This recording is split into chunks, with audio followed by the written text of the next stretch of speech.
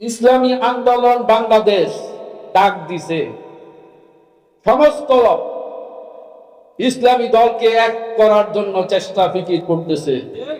মাঠে ময়দানে রাস্তাঘাটে আমাদের পীর হুজুর তারা ঘরে ঘরে যাচ্ছে এবং ঐক্য গঠন করার চেষ্টা তদবির করতেছে।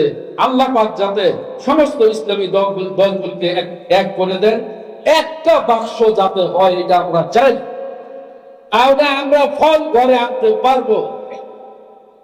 এই জন্য আমি সকলকে বলবো, আমাদের বসে থাকার সময় আর নাই।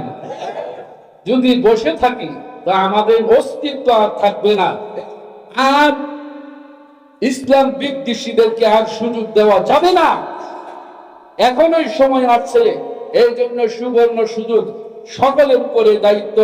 আল্লাহ পাক আমাদেরকে যে দায়িত্ব দিয়ে জমিনে পাঠাইছেন সেই দায়িত্ব অবশ্যই পুরা করতে হবে, নাহলে কারোর অস্তিত্ব থাকবে না।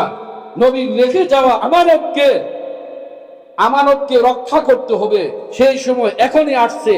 এই জন্য আমরা এখন থেকে ইসলামী আন্দোলন বাংলাদেশের ছায়াতলে এসে যে যেখান থেকে, যে থানার থেকে, যে জেলার থেকে তাকে নমিনেশন দেওয়া হবে, আমরা সবাই চাপায়া পড়বো।